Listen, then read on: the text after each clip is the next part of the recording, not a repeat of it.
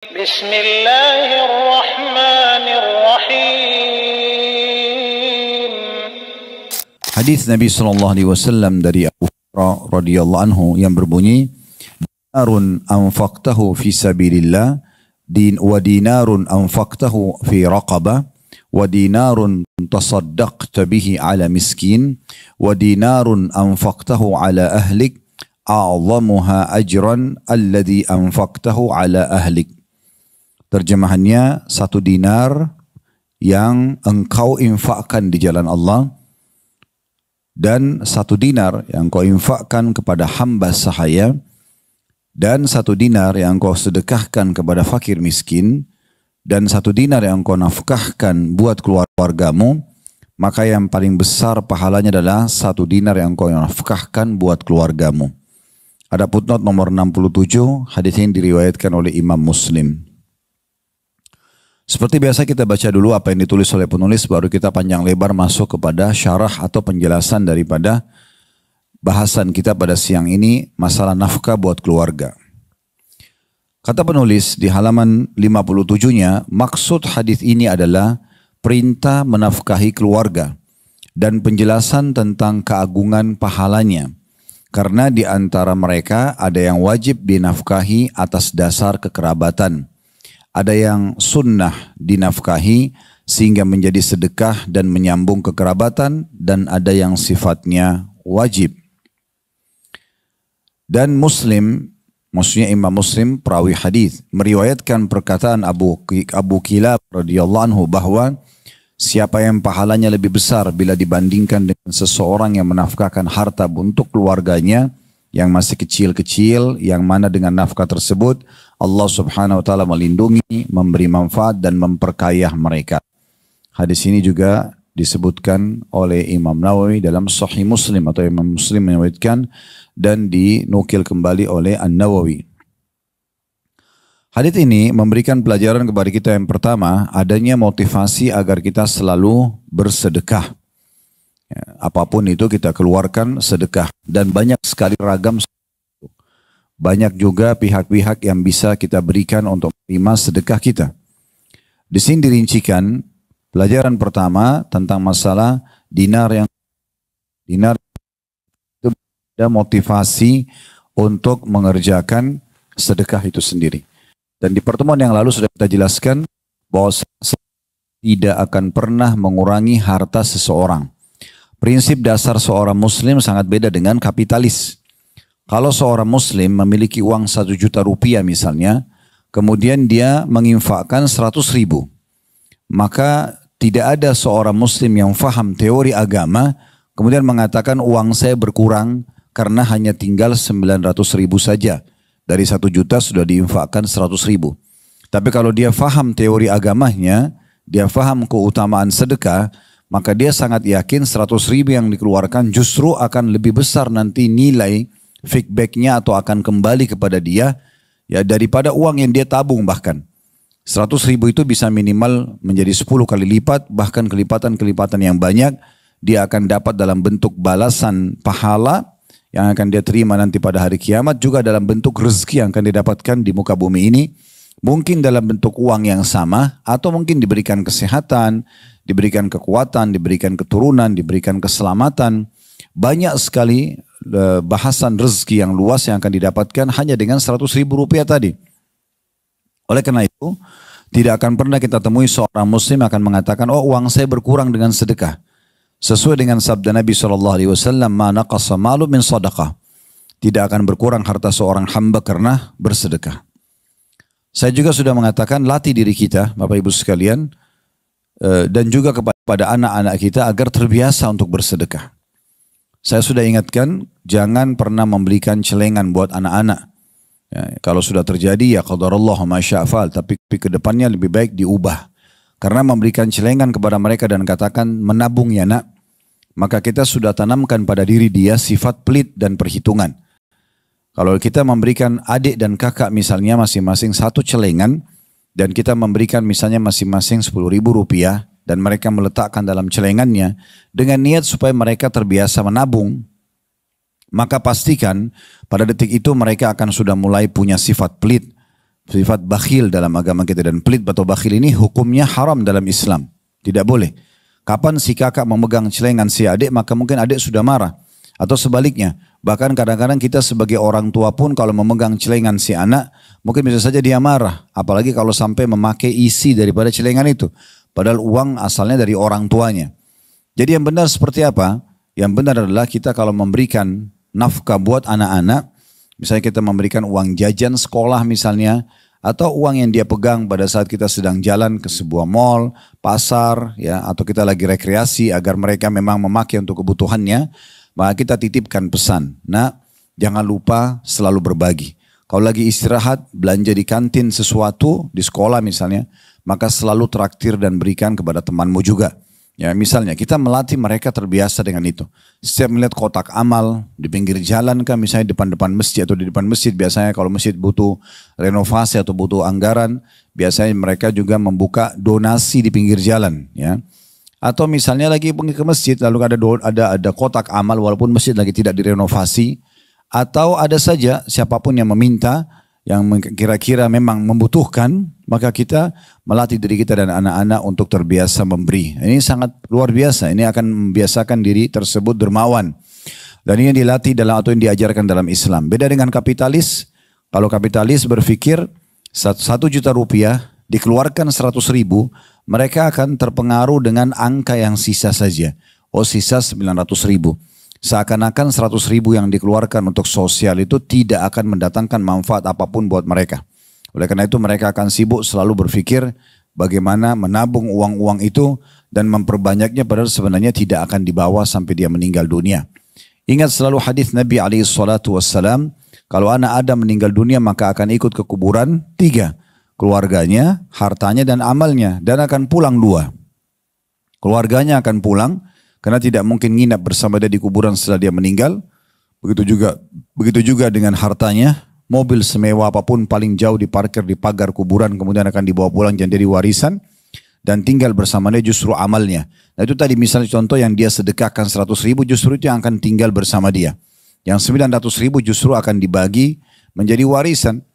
Dia tidak mendapatkan maksimal pahala seperti kalau dia menginfakkan di masa hidupnya. Nah, salah satu substansial dalam masalah sedekah ini adalah bersedekah kepada keluarga. Faedah pertama dari hadis adalah anjuran untuk bersedekah, dan sudah kita berikan tadi sedikit gambarannya. Kemudian faedah kedua, besarnya perintah, ya, atau penekanan agar seseorang berinfak di jalan Allah atau yang lagi menghadapi peperangan. Kayak sekarang alhamdulillah di Palestina, di Gaza, pemerintah kita juga masyarakat Indonesia umumnya terutama kaum muslimin mendukung, ya, untuk kemerdekaan teman-teman kita di sana, dan bagaimana dibuka donasi. Bahkan Basnas pun ikut terlibat, ya, pemerintah langsung membuka penerimaan donasi tersebut, begitu juga dengan lembaga-lembaga sosial. Ini sangat bagus. Dan ini yang disebutkan bagian pertama dari hadis tentang anjuran untuk bersedekah di jalan Allah Subhanahu wa taala. Ya, tepatnya kalau lagi berperang misalnya, ya. Juga masuk dalamnya adalah semua yang digunakan untuk di jalan Allah, seperti misalnya berinfak untuk para penuntut ilmu, santri, guru ngaji, guru agama, ya. Beasiswa yang kita berikan kepada orang-orang yang untuk melanjutkan studinya. Ini juga di jalan Allah Subhanahu wa taala. Kemudian faedah ketiga dari hadis adalah adanya anjuran juga untuk membiayai para hamba sahaya, baik kebutuhan mereka ataupun pembebasan mereka dari keterbudakan. Nah, di masa kita sekarang sudah tidak ada ini tentunya, tapi di masa dulu, ini terakhir penghapusan pembudakan ini di Perang Dunia Kedua. Sebelumnya itu masih ada masa perbudakan. Ya, bahkan di masa-masa era berkembang pesatnya dunia ini, di Amerika saja itu di awal-awal, ya, mereka berkembang pesat sebelum Perang Dunia Kedua, itu masih banyak perbudakan. Dan budak ini berarti mereka diperjualbelikan dari kalangan manusia juga. Dan alhamdulillah sudah dihapus, dan termasuk negara-negara Islam lah yang pertama mendukung penghapusan tersebut. Sehingga tidak ada lagi. Nah, kalau itu ada, hamba sahaya biasanya dari tawanan perang, biasanya juga dari orang-orang, kalau masa dulu ya, orang kalau jalan tidak merasakan keamanan kayak kita sekarang. Alhamdulillah kita sangat aman sekarang. Kita mau ke seluruh muka bumi ini, menggunakan pesawat misalnya, pesawat terbang, menggunakan apalah, ya, kapal, mungkin transportasi darat misalnya kalaupun terjangkau, dari kota ke kota, dari negara ke negara, maka semuanya dengan aman. Ya, setiap wilayah punya security tersendiri, keamanan, kenyamanan, transportasi. Kalau masa dulu orang menunggangi kuda dan unta. Dan di setiap potongan jalan bisa setiap saat mereka diserang oleh perampok, kemudian dirampas hartanya dan mereka sendiri dibawa ke pasar budak dan dijual. Ya, kalau pernah dengar kasusnya Bilal radhiyallahu sahabat Nabi itu orang bebas dari Ethiopia, tapi dia sama ayah dan ibunya ingin meninggalkan wilayahnya dan ingin mencari pendapatan lebih baik, di tengah jalan dirampok, kemudian mereka dijual di pasar budak sampai akhirnya sampailah di pasar perbudakan Mekah dan dibeli oleh Umayyah bin Khalaf dan akhirnya dibebaskan oleh Abu Bakar radhiyallahu anhum. Kemudian juga bisa selain memenuhi kebutuhan mereka juga membebaskan mereka. Dalam Al-Quran banyak sekali firman Allah SWT, fakku raqabah, tahrir raqabah, bebasin budak, ya, seperti itu. Kemudian pelajaran keempat dari hadis adalah dinar yang dikeluarkan untuk orang miskin. Adanya motivasi untuk selalu memenuhi kebutuhan orang miskin. Kalau orang miskin saja disuruh berikan, apalagi orang fakir. Orang yang bertanya, memang apa bedanya Ustaz? Beda. Orang fakir itu yang tidak tahu mau makan apa hari ini apalagi besok. Benar-benar gak punya apa-apa. Kalau orang miskin itu punya pendapatan tapi tidak cukup. Nah, jadi beda. Orang miskin itu levelnya masih lebih tinggi dari orang fakir. Tapi di sini disebutkan berinfak kepada orang miskin. Berarti orang fakir lebih pantas untuk dibantu. Ya, ini berarti juga ada motivasi untuk membantu mereka dan ini tidak mengenal waktu. Setiap saat di pagi hari, ini kita sudah singgung pertemuan yang lalu ya. Kalau di pagi hari Bapak Ibu sekalian lewat di satu tempat dan ternyata ada kotak amal di masjid. Kita sudah berinfak nih pada saat pergi keluar rumah atau pergi kantor misalnya. Kemudian kita pulang sore hari, kita menemukan masih sama, masih ada kotak amal. Jangan pernah mengikuti bisikan syaitan yang mengatakan, "Tan tadi pagi sudah infak di situ, udah nggak usah lagi." Itu tadi pagi sudah dicatat oleh malaikat dan sudah ada pahalanya. Maka infak lagi sekarang, sampai memang kita sudah tidak mampu atau memang kotak amal itu sudah tidak ditaruh lagi karena sudah selesai proyeknya. Maka selama ada kesempatan jangan disia-siakan. Ini kurang lebih faedah yang ke-5 ya. Maaf, ini yang keempat berarti ya. Tadi yang pertama ada motivasi sedekah, yang kedua motivasi untuk bersedekah secara khusus di jalan Allah, baik itu perang ataupun kegiatan di jalan Allah. Yang ketiga, ya infak kepada pembebasan budak atau kebutuhan mereka. Yang keempat, infak untuk para orang-orang miskin. Yang kelima, yang terakhir adalah adanya anjuran untuk berinfak kepada keluarga. Keluarga ini terdekat, kalau orang belum menikah, maka berarti ayah dan ibunya. Kalau seorang anak sudah mulai bekerja, maka dia memberikan kepada kedua orang tuanya. Walaupun orang tuanya sudah mampu. Jadi boleh saja kita bersedekah kepada orang yang mampu. Misalnya orang tua kita kaya raya. Boleh nggak saya sebagai anak, sebagai bentuk bakti, saya membelikan mobil buat orang tua saya. Saya membelikan rumah baru misalnya. Boleh saja, tidak ada larangan dalam masalah itu. Karena bersedekah boleh kepada orang kaya ataupun orang miskin. Ya. Kemudian kalau seseorang itu sudah berumah tangga, misalnya laki-laki, maka ada tambahan istri dan juga anaknya. Ini semua keluarga. Tapi orang yang diskala prioritaskan, kalau seorang laki-laki sudah menikah, maka istri dan anaknya. Kemudian baru pindah kepada orang tuanya dan kerabat-kerabat yang lain. Kalau dia belum menikah, maka didahulukan kepada orang tuanya. Demikian juga orang tua yang menginfakkan kebutuhan anak-anaknya. Kalau anak perempuan itu sampai menikah. Kalau anak laki-laki hanya sampai balik saja. Jadi kalau sudah lepas dari balik, berarti itu sudah sunnah, bukan lagi kewajiban orang tua. Kalau ada orang tua yang membiayai anak laki-lakinya sampai selesai kuliah, diberikan kebutuhan kendaraan atau apa saja, setelah mereka balik itu hukumnya sudah sunnah, muakkadah, sunnah yang sangat ditekankan. Tapi kalau anak perempuan wajib sampai mereka menikah. Jadi kalau ada orang punya anak perempuan, misal ini contoh saja, tidak menikah sampai umur 30 tahun atau 35 tahun atau 40 tahun. Sementara ayahnya masih kuat dan mampu, maka ayahnya tetap wajib menafkahi dia. Dan dari semua bagian-bagian infak ini, maka yang paling afdal, yang paling besar pahalanya, yang dikeluarkan untuk kerabat, tadi keluarga. Ya, jadi kalau laki-laki sudah menikah, maka istri sama anaknya. Kemudian baru pindah ke kedua orang tuanya, lalu kemudian kerabat-kerabat yang lainnya. Kalau dia belum menikah dan dia punya kemampuan, dia bisa mendahulukan orang tuanya. Lalu kemudian siapa saja kerabat yang dia boleh berikan. Ya, begitu juga dengan perempuan. Mereka boleh memberikan dari harta mereka sendiri kepada siapa saja, terutama yang punya hubungan kekerabatan. Mulai dari orang tua, lalu kemudian kepada saudara, saudari, dan seterusnya. Begitu juga dengan orang tua, kalau anak-anaknya masih belum punya kemampuan, kalau anak perempuan itu dinafkahi sampai dia menikah, anak laki-laki sampai balik tadi. Nah ini kurang lebih gambaran umumnya tentang masalah infak kepada keluarga, atau tepatnya infak yang disebutkan dalam hadis ya oleh penulis di sini. Baik, kita akan masuk ke rincian tentang masalah nafkah ini. Ini sekarang adalah syarah atau penjelasan tambahan ya. Mungkin yang perlu diperhatikan bahwasanya mencari harta itu dalam Islam dianjurkan ya.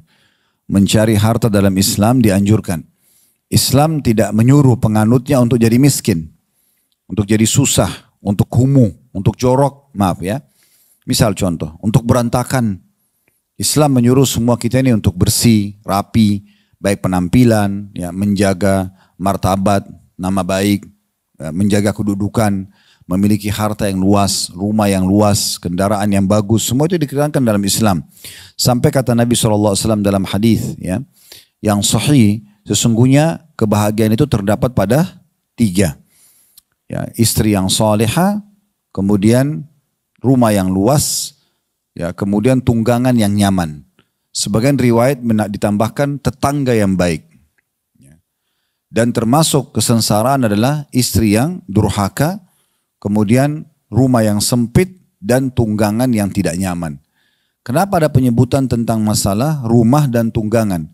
Berarti menandakan memang justru bagian daripada kebahagiaan seseorang di saat Allah memberikan dia tempat tinggal yang nyaman, kendaraan yang nyaman. Berarti kan ada motivasi untuk bisa memiliki pendapatan dan memiliki semua itu. Yang penting dengan cara yang benar, cara yang halal, dan jangan dipaksakan. Tentu sesuai dengan kadar kemampuan kita.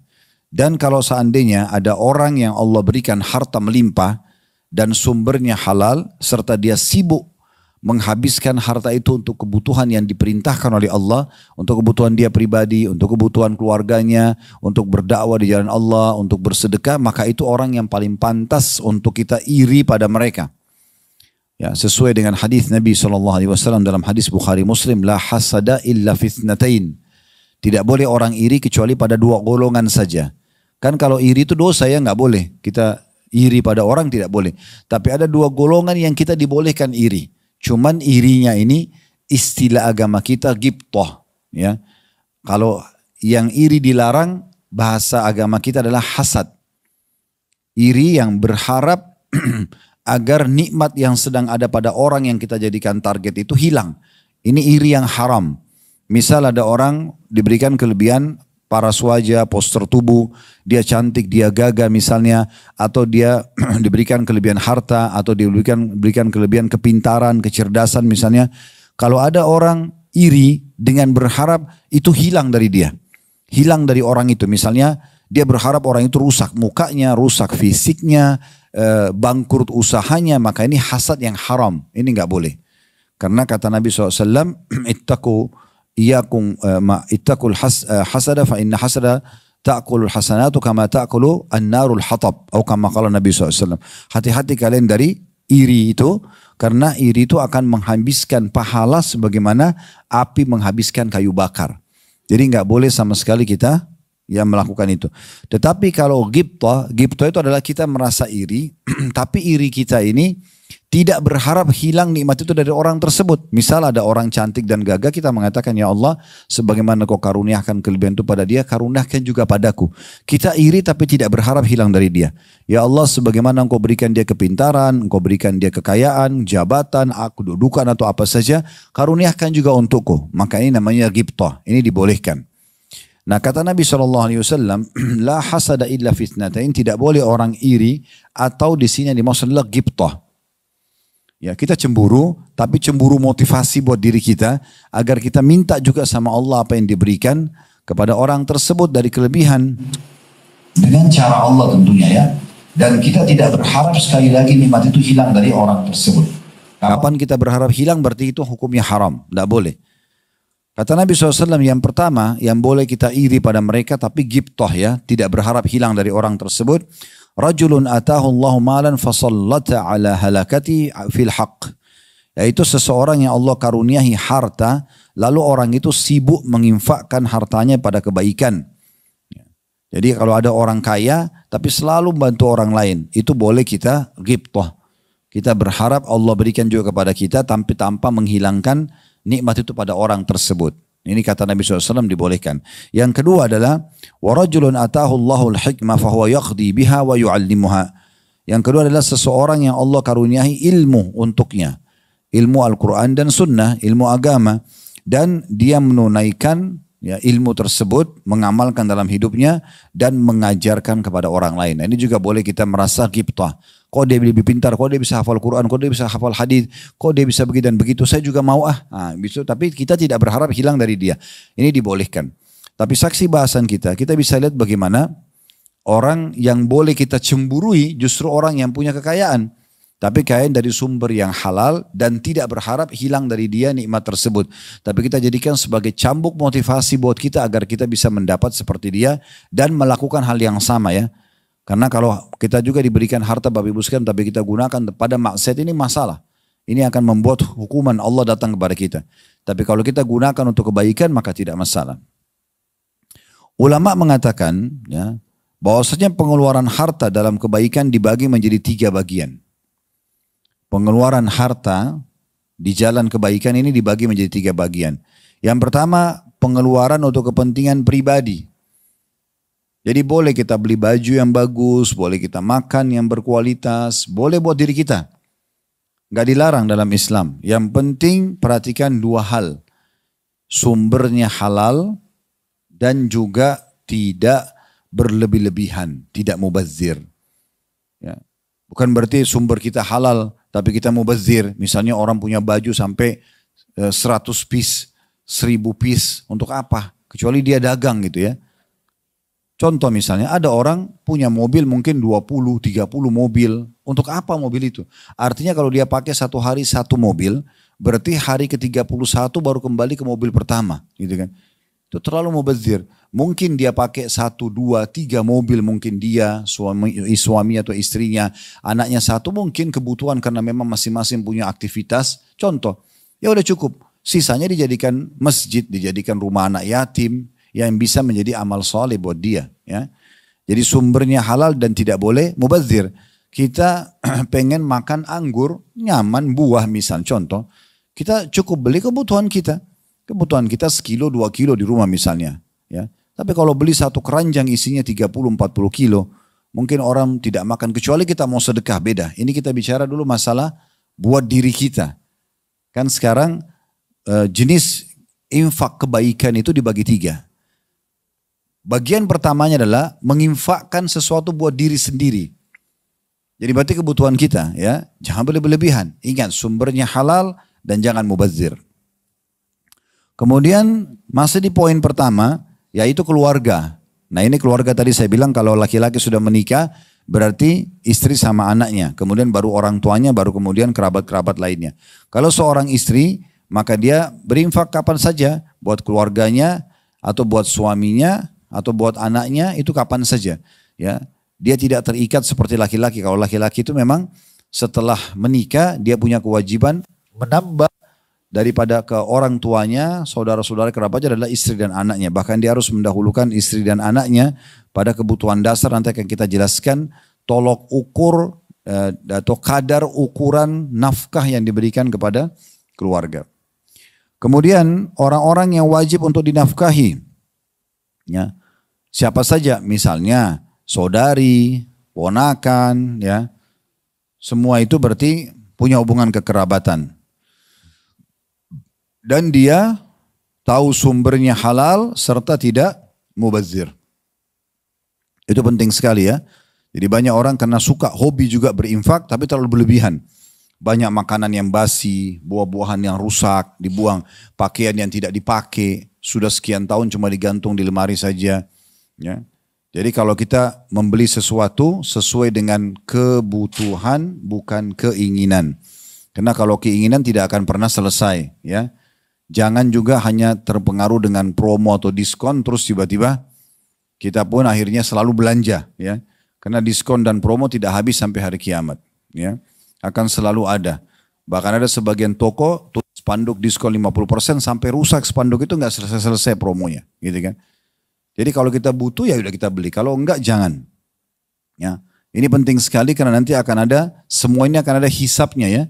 Semua apa yang kita lakukan, dari keluarkan, harta itu akan dihisap. Kata Allah SAW, tidak akan beranjak kaki seorang hamba hari kiamat sampai ditanya 4. Ya, salah satunya adalah hartanya. Hartanya ini dari mana dia dapatkan, kemana dia keluarkan.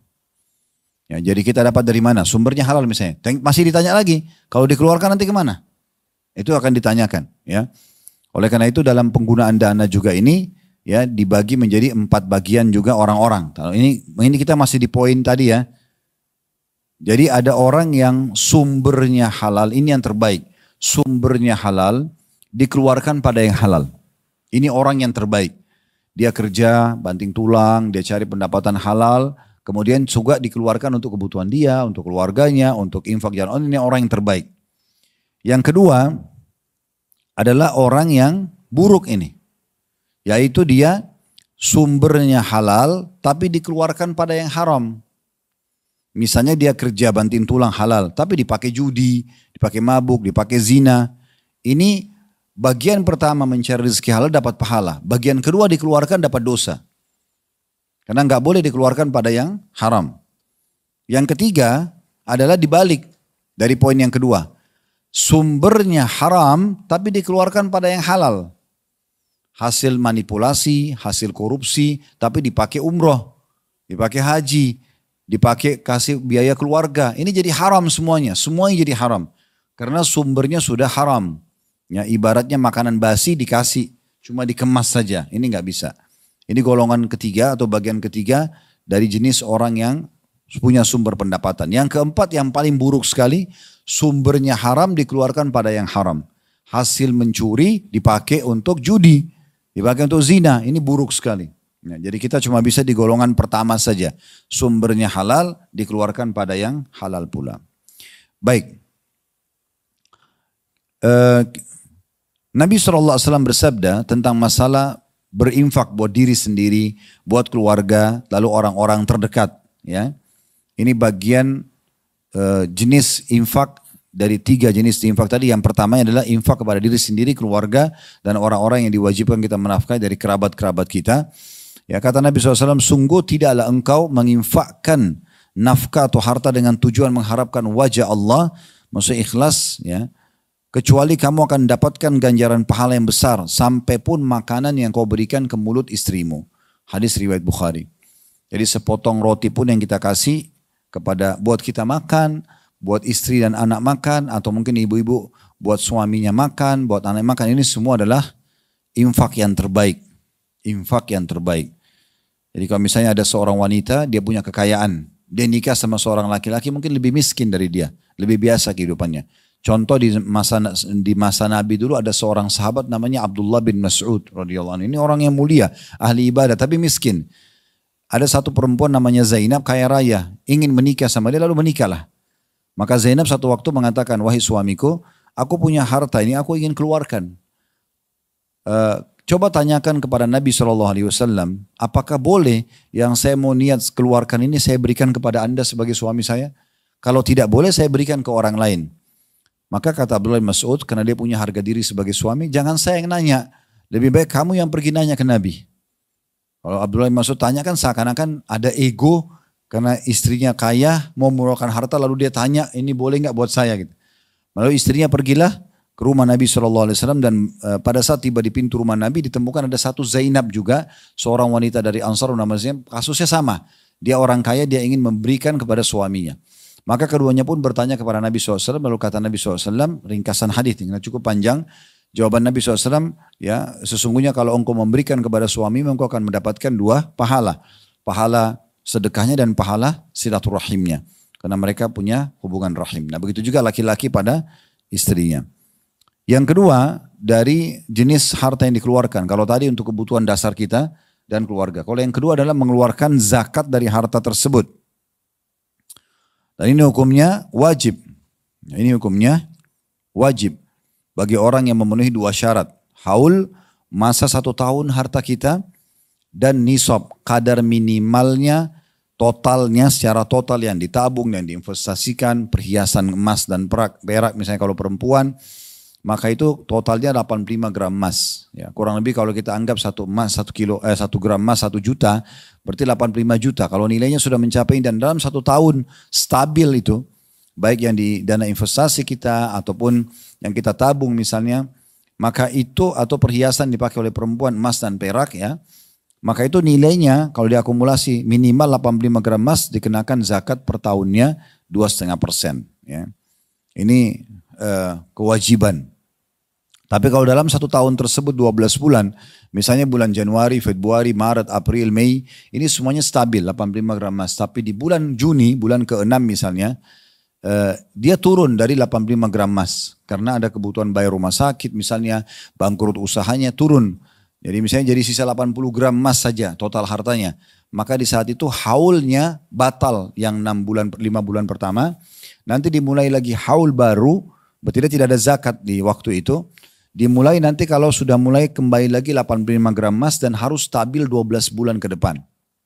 Kalau semuanya sama 12 bulan 85 gram emas, maka dia keluarkan 2,5% dari hartanya. Yang ketiga, jenis sedekah ini adalah atau infak yang sifatnya tatawu atau tambahan saja. Ya seperti kita kasih fakir miskin di pinggir jalan, ya apa sajalah ya yang kita lakukan, sedekah, kasih kotak amal tadi, ya berbagi makanan pada tetangga dan seterusnya. Ibnu Battal rahimahullah mengatakan, barang siapa yang menyalurkan harta untuk 3 jalan di atas, kebutuhan diri dia, kebutuhan keluarganya, kemudian zakat hartanya, kemudian yang ketiga adalah sunnah tambahan yang dia berikan kepada orang-orang yang membutuhkan, bukan kewajiban dia, seperti memberikan orang miskin di pinggir jalan, kotak amal, masjid dan segala macam, hukumnya sunnah. Siapa yang menyalurkan hartanya ya, pada 3 jalan di atas, maka ia berarti tidak menyia-nyiakan harta dan telah menyalurkan tepat sasaran.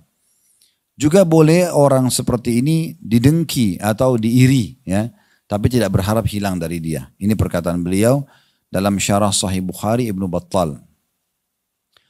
Syekh Muhammad bin Salih Al-Utsaimin rahimahullah, seorang ulama Saudi yang sudah meninggal, mengatakan kurang lebih terjemahannya, sebagian orang tak kalah bersedekah untuk fakir miskin atau yang lainnya, maka mereka merasa bahwa mereka telah mengamalkan amalan yang mulia dan menganggap sedekah yang mereka keluarkan itu sangat berarti. Adapun tak kalah mengeluarkan harta mereka untuk memberi nafkah kepada keluarganya, maka seakan-akan perbuatan mereka itu kurang berarti. Padahal mereka memberi nafkah kepada keluarga hukumnya wajib, dan bersedekah kepada fakir miskin hukumnya sunnah. Dan Allah lebih mencintai amalan wajib daripada amalan sunnah. Ya. Jadi banyak orang begitu ya, kalau dia temannya, dia bantu, ya tetangganya dia bantu misalnya, tapi istrinya atau suaminya terbengkalai. Suami lebih wajib memberikan nafkah istri, tapi pada saat istri orang kaya tadi saya bilang, dia juga lebih mendahulukan suaminya daripada orang lain. Nah ini yang banyak luput dari sebagian orang. Bahkan kita temukan kasus di lapangan, banyak suami tidak peduli dengan istri dan anaknya.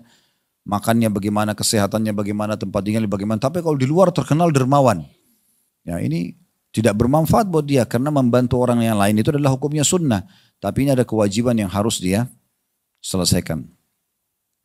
Baik, kita akan lihat bagaimana pahala orang yang mencari nafkah ya, kalau dia ikhlas.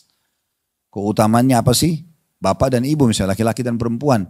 Kalau perempuan tidak wajib baginya mencari nafkah, tapi kalau ada yang misalnya jualan online atau memang sebelum nikah dia sudah punya perusahaan, boleh nggak dia terus jalankan? Boleh saja. Yang penting jangan sampai mengkalikan kewajiban rumah tangganya. Tapi kalau ada orang memang mencari nafkah dengan tulus, terutama kaum laki-laki, karena mereka diwajibkan untuk menafkahi istri dan anaknya dan dijadikan sebagai infak yang terbaik tadi kita bilang ya. Yang paling besar pahalanya adalah dikeluarkan untuk keluarga. Maka Nabi SAW mengatakan, innaka lan tunfiqu nafaqatan tabtagi biha wajhullah illa ujirta 'alaiha hatta ma taj'alu fi imra'atik.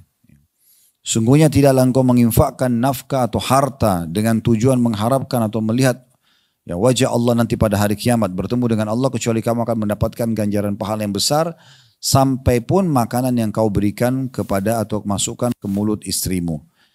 Ini hadis riwayat Bukhari dan Imam Bukhari memasukkan hadis ini pada masalah setiap amalan tergantung pada niatnya. Juga hadis Miqdam Al-Miqdam bin Ma'di Karib radhiyallahu anhu, beliau mengatakan bahwa Rasulullah SAW bersabda, "Ma at'amta nafsaka fahuwa laka sadaqah," atau sadaqah. Apapun yang kau beri makan untuk dirimu sendiri, ya, kita makan makanan, minum, itu adalah sedekah buat diri sendiri. Wa ma at'amta waladaka fahuwa laka sadaqah. Dan apapun yang kau berikan makan kepada anakmu, itu juga sedekah. Wa ma at'amta zaujataka fahuwa laka sadaqah. Dan yang engkau berikan makan kepada istrimu juga adalah sedekah. Wa ma at'amta khadimaka fahuwa laka sadaqah. Dan yang engkau berikan juga makan kepada pembantumu terhitung sedekah. Ya, terhitung sedekah. Berarti semuanya ini adalah amalan yang luar biasa. Kita memberikan sedekah. Dan juga kita kalau rutin bersedekah ini, maka apalagi sifatnya kita sudah tidak perhitungan lagi di jalan Allah ini, kita tidak akan lepas daripada doa Nabi atau doa malaikat, ya. Di mana Nabi SAW mengatakan dalam hadis Bukhari Muslim, "Ma min yawmin yusbihul ibad fihi illa malakani yanzilani fayaqul." Tidak pernah lewat satu hari pun, ya, yang seorang hamba hidup padanya, kayak kita sekarang alhamdulillah masih hidup hari ini, semoga Allah panjangkan umur kita di atas ketaatan, ya. Allahumma amin. Maka kecuali Allah turunkan dua malaikat, dan dua malaikat ini berkata, fayaqul ahaduhuma, salah satunya berkata, Allahumma ati munfikan khalafa, ya Allah berikanlah ganti yang banyak orang yang berinfak pada hari ini. Wa yaqulul akhar Allahumma ati mumsikan talafa, dan yang satu lagi mengatakan, ya Allah binasakanlah dan berikanlah kebangkrutan orang yang pelit. Orang yang pelit. Kemudian juga menginfakkan kepada keluarga ini pahalanya besar luar biasa, ya. Bukan hanya sekedar uang, makanan saja, ya. Kalau misalnya terutama ibu-ibu karena mayoritas waktu di rumah, ya. Kalau lagi masak makanan atau ada beli makanan cemil-cemilan misalnya, maka jangan sampai itu seakan-akan khusus buat ibu saja. Tapi buat anak, buat suami, ya sama juga dengan suami tentunya sebagai laki-laki. Kalau dia makanan di luar, ada baiknya dia bawa pulang juga, ya, dia mengincipkan buat keluarganya, itu sangat besar pahalanya. Bahkan ada jaminan surga kepada seorang wanita dalam hadis yang sahih, ya. Hadis ini hadis sahih diriwayatkan oleh Bukhari Muslim. Pernah ada seorang wanita masuk menemui Aisyah radhiyallahu anha di rumah beliau. Beliau mengatakan, dakhalat imra'atun ma'aha ibnatani laha tas'alu falan tajid indi syai'an ghaira tamratin fa'ataituha iyyaha faqasamatha baina ibnatayha wa lam ta'kul minha thumma qamat fakharajat fadakhala an-nabiy sallallahu alaihi wasallam alaina fa akhbartuhu faqal. Jadi kata Aisyah, satu hari pernah ada seorang ibu masuk ke dalam rumahku bertamu dan dia memiliki atau membawa 2 orang anak perempuan masih kecil-kecil dan meminta sesuatu makanan karena ibu ini orang miskin. Maka Aisyah pun mengatakan dia tidak menemukan di rumahku kecuali 1 butir kurma. 1 butir kurma saja. Maka 1 butir kurma ini pun karena cuma 1. Si ibu ini lapar, anaknya juga dua-dua lapar. Kan kalau secara akal-akalan pasti ibu itu makan duluan. Ya, karena dia juga lapar. Tapi karena sayangnya kepada kedua anak perempuannya, maka dia pun membagi 2 kurma itu lalu dia memberikan kepada anaknya masing-masing setengah-setengah. Dia sendiri nggak makan padahal dia lapar. Lalu ibu itu pergi, kemudian kata Aisyah, masuklah Nabi SAW menemui kami. Lalu aku pun menceritakannya. Dalam riwayat lain aku kagum dengan sikap ibu ini, bagaimana dalam kondisi dia lapar, dia malah mendahulukan kedua anaknya.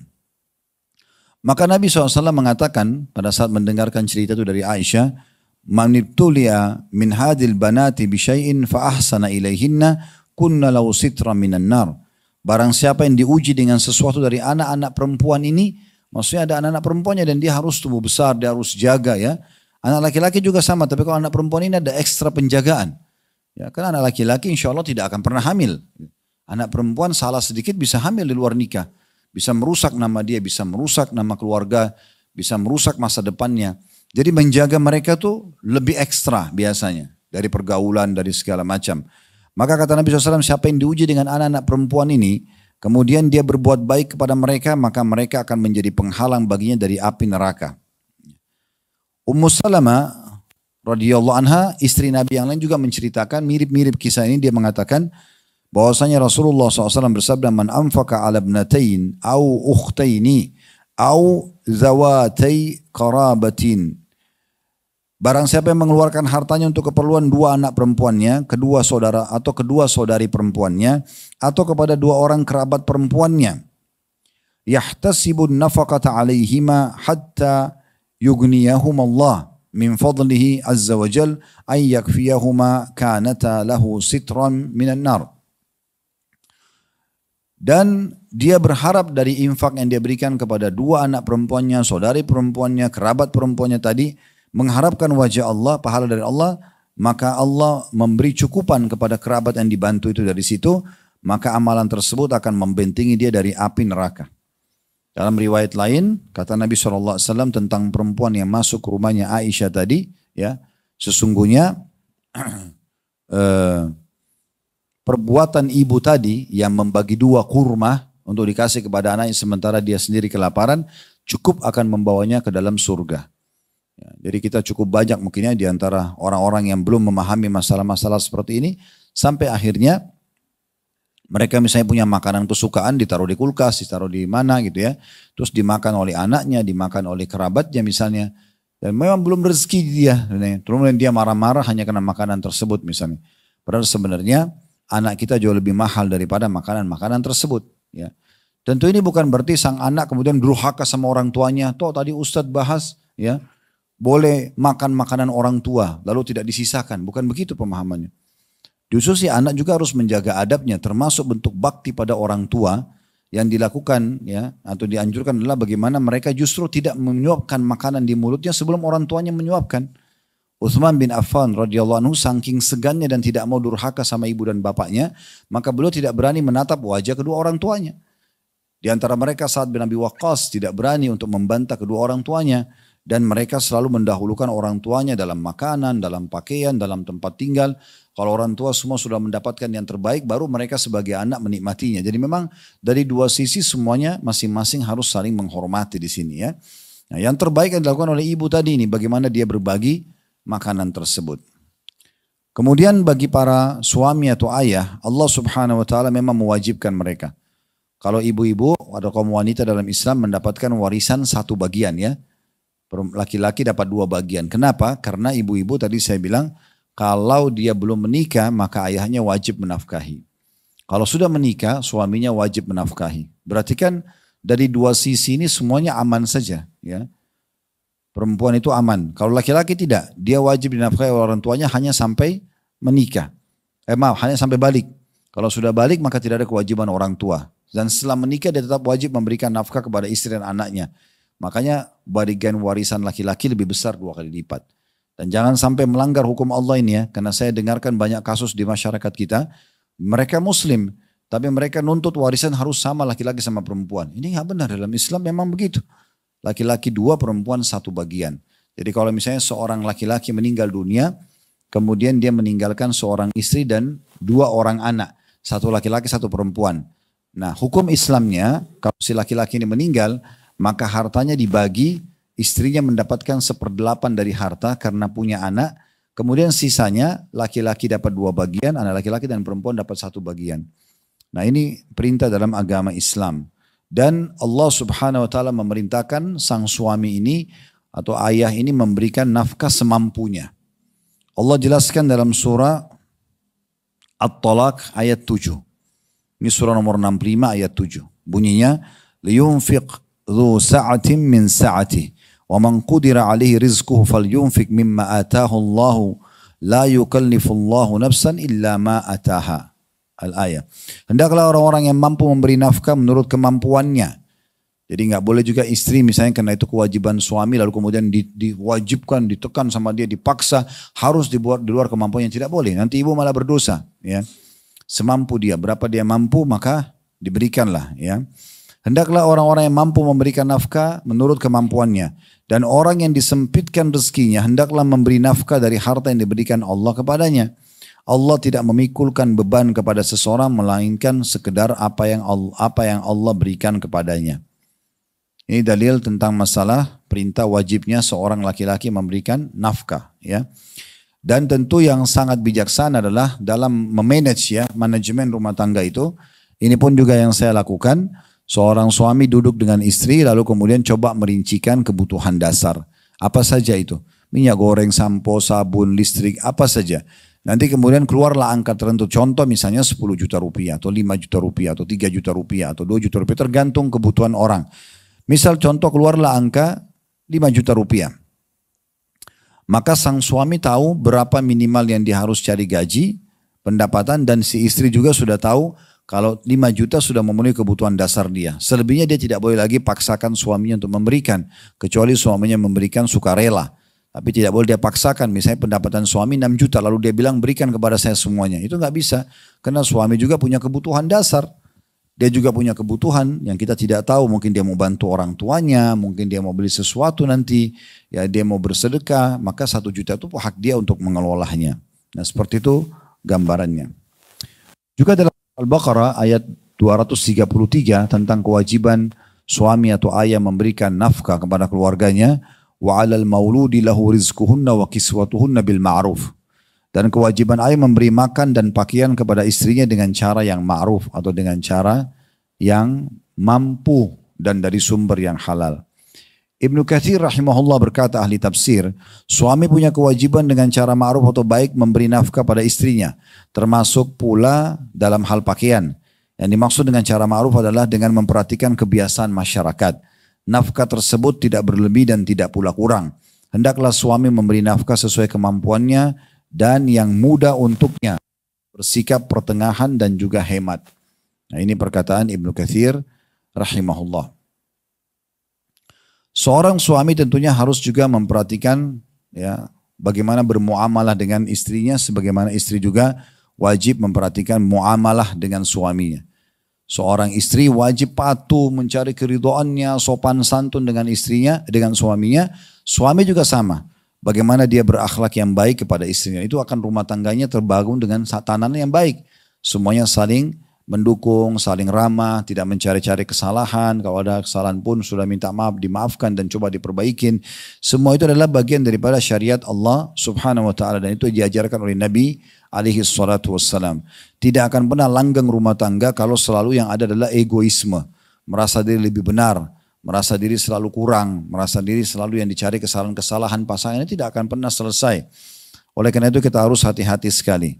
Ya, bagi perempuan tentunya hadis Nabi SAW yang masyhur, istri manapun yang sholat 5 waktu, yang berpuasa Ramadan, ini tidak disebutkan sholat sunnah, tidak disebutkan puasa sunnahnya, dan melayani dan taat pada suaminya pada hal yang ma'ruf yang dibolehkan, maka kecuali pada saat meninggal dia akan masuk dari 8 pintu surga yang mana dia mau masuk. Ya, berarti tiket surga sudah ada dengan jaga sholat 5 waktu, puasa Ramadan, dan juga melayani suami dengan baik. Sementara untuk suami tentunya hadis yang masyhur, kata Nabi SAW, "Fattaqullaha fin nisa", maka bertakwalah kepada Allah kalian dalam bermuamalah dengan para wanita. Di sini maksudnya adalah istri.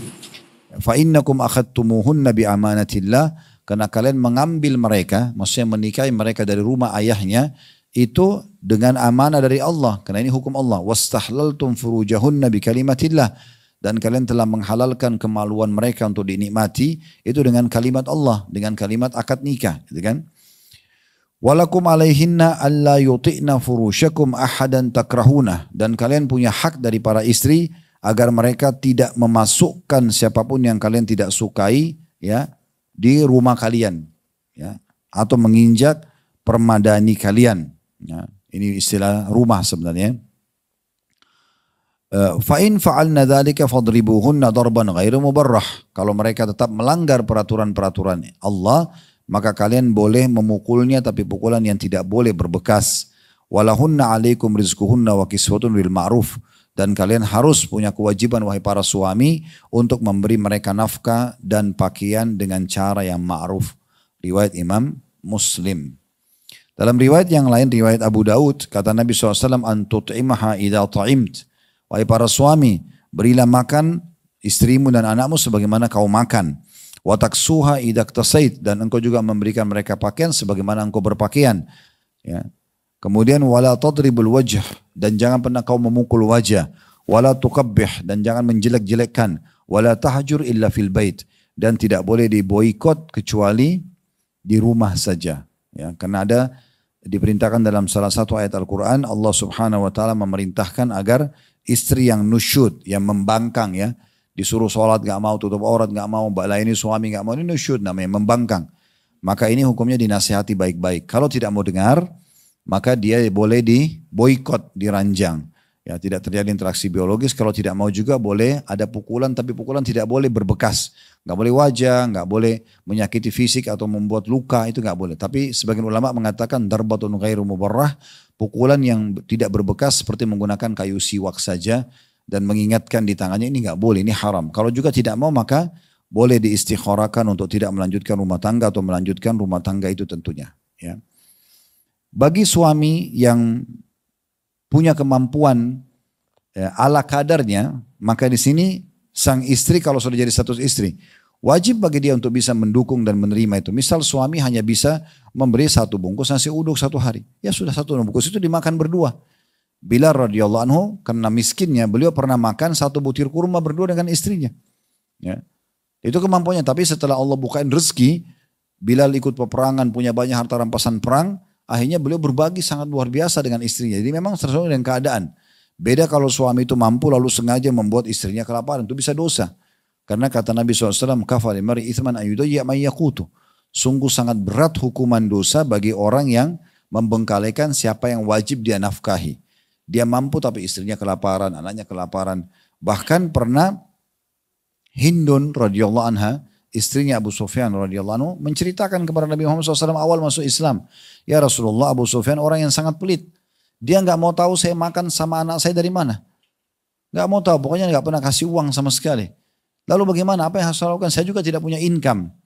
Lalu kata Hindun, ya Rasulullah, boleh nggak saya ambil uang Abu Sufyan?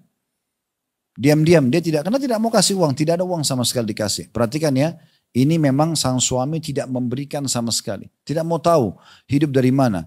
Ya, masalah makanan, minuman, pokoknya nggak mau tahu apa-apa. Datang rumah cuma mau dilayani tapi tidak pernah memberikan nafkah. Maka kata Nabi SAW, khudhi ma yakfiki wa waladiki bil ma'ruf.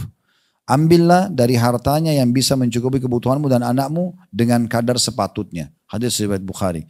Maksudnya kalau kamu ambil lebih maka bisa saja kamu berdosa. Kalau kamu ambil lebih maka bisa saja kamu berdosa. Ya. Kalau kita kembali kepada kadar nafkah tadi saya sudah bilang yang terbaik adalah duduk dan merincikannya bersama. Ya, kebutuhan apa dasarnya? Ibu perlu fahami sebagai istri, ibu punya hak dari sebagian harta suami, bukan seluruhnya ya. Yang merupakan kebutuhan dasar, yaitu makan, minum, pakaian, tempat tinggal dan transportasi. 5 hal ini disilakan dengan nafkah semampunya. Ya, semampu suami. Jadi dan itu yang paling fair adalah duduk dan dirincikan. Sehingga suami tahu ya berapa dia harus cari pendapatan dan si istri sudah tahu berapa hak dia. Dan itu yang pertama. Yang kedua, yang perlu diperhatikan adalah nafkah itu sifatnya harian. Selama seseorang masih hidup, maka di situ dia punya kewajiban nafkah. Jadi kalau ada suami ibu memberikan nafkah 1 bulan ke depan, di awal bulan dikasih misalnya tanggal 1 dikasih uang, ini loh. Sesuai dengan rincian 5 juta rupiah, dikasih 5 juta rupiah itu misal contoh. Maka ini berarti dia sudah berinfak kepada ibu lebih daripada kewajiban dia. Karena dia sudah kasih sementara dia belum dilayani. Kalau misalnya pertengahan bulan dia meninggal dunia, berarti ada 2 pekan bonus dari nafkah yang dia berikan. Karena sifatnya harian, selama dia masih hidup dia wajib memberikan nafkah. Ya, ini penting sekali untuk digarisbawahi. Dan ingat, jaga adab dan akhlak yang baik. Bagi para suami, kalaupun sudah memberikan kepada istri, tidak usah menyakiti perasaan mereka, menyampaikan, kalau boleh mengingatkan, ingat ya saya kan sudah kasih begini dan begitu, masa kurang, masa begini itu boleh, diskusi. Si istri pun sama, dalam meminta nafkah itu harusnya tahu, ini meminta hasil keringat orang. Jangan sampai dengan cara yang tidak baik. Ingat ya besok tanggal 1 jangan lupa. Jadi seakan-akan menagih utang. Padahal sebenarnya sedang meminta hasil keringat orang, gitu kan. Jadi harus dengan santun, dengan ramah, dengan baik mengingatkan, gitu kan. Jadi selalu rumah tangga itu aman dari godaan-godaan syaitan. Ingat, ibu punya hak nafkah dari suami yang merupakan kebutuhan dasar, bukan semua pendapatan dia. Dibalik, suami tidak punya hak dari 1 rupiah pun uang ibu. Tidak bisa suami bilang misalnya setelah 10 tahun berumah tangga, kebetulan istrinya dapat warisan. Misal 200 juta. Nggak bisa suami bilang, kan sudah 10 tahun saya nafkahi kamu, sekarang bagi 2 warisannya. Itu nggak bisa. Harta istri, harta dia murni semuanya. Tapi harta suami ada hak istri tapi hanya nafkah. Jadi nggak boleh ibu mengambil semuanya, gitu kan? Karena dia pun punya kebutuhan. Kan sangat tidak normal dan tidak rasional. Suami maaf kalau mau beli pakaian dalam harus minta sama istrinya. Mau ngisi voucher harus minta sama istrinya. Ini kan tidak mungkin. Sementara dia juga punya kebutuhan dasar. Atau kadang-kadang dia pengen beli makanan di luar, nggak pegang uang sama sekali. Karena semua uang dipegang sama istrinya. Atau ada ibunya, bapaknya tiba-tiba butuh bantuan. Ini kan tidak fair namanya, ya. Jadi harus kita betul-betul menjaga di koridor syariat supaya semuanya berjalan dengan baik. Dan insya Allah mudah-mudahan ini semua akan ada pahala di sisi Allah subhanahu wa ta'ala. Mungkin begitu saja, semoga bermanfaat. Kalau ada benar dari Allah, kalau ada salah dari saya mohon dimaafkan. Subhanakallahumma bihamdika, asyhadu an la ilaha illa anta astaghfiruka wa atubu ilaik. Wassalamualaikum warahmatullahi wabarakatuh.